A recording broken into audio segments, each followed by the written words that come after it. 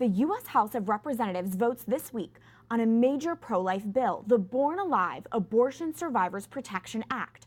This bill, if passed, would require health practitioners to, 1, give the same degree of care to babies born after a failed abortion attempt that's provided to any other child born alive, and 2, ensure any child born alive after a failed abortion attempt is immediately admitted to a hospital.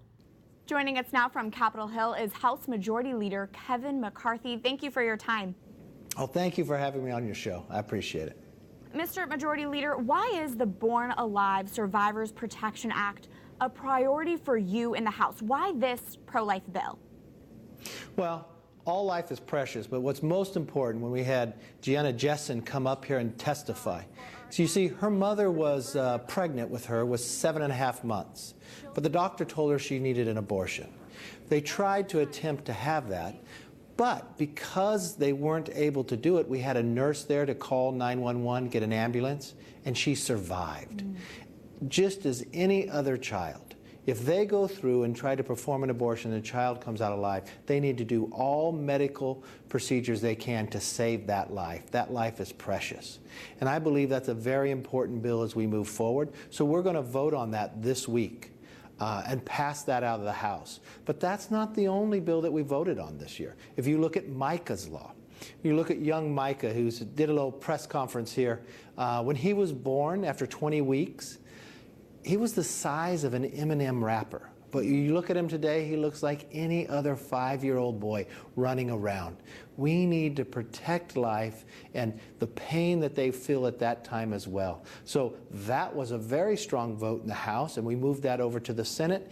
You looked at what we were able to do with Title X and others. This is really the most pro-life Congress that we have seen in a long time. Speaking of the Born Alive bill, do you see potential for bipartisan support here, even though abortion is a highly contentious issue on Capitol Hill? I would hope this could be bipartisan, because think, the way any other child is born. But if a child, and they're trying to have an abortion, but the child comes out, they should save that life. That life is so precious. So I'm hopeful that Democrats will see it that way as well, and we could save many more lives out there if this bill could become law. With tens of thousands of pro-lifers coming to D.C. for the March for Life, they are encouraged to advocate for life to their representatives or senators.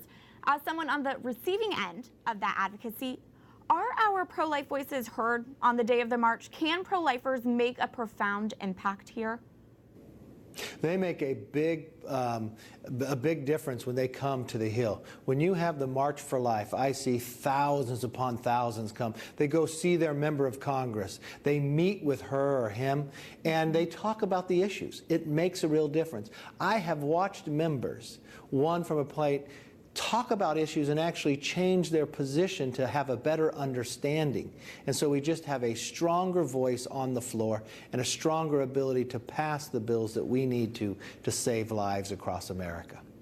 This weekend marks 1 year since President Donald Trump took office. How would you rate the president on the pro-life issue? I know you've been able to spend quite a bit of time with him recently. Well, he's done a tremendous job when it comes to the pro-life issues. He's kept the promises that he talked about on the campaign trail. You look at his appointments, you look from the judges, but most importantly, when you look at HHS and the work that they are doing and looking at that past work that the last administration has done, really giving a religious freedom as we go forward. But this legislation that we have passed on the floor from Title X and others, really the administration has done a great deal of work on that to help us to make that become law.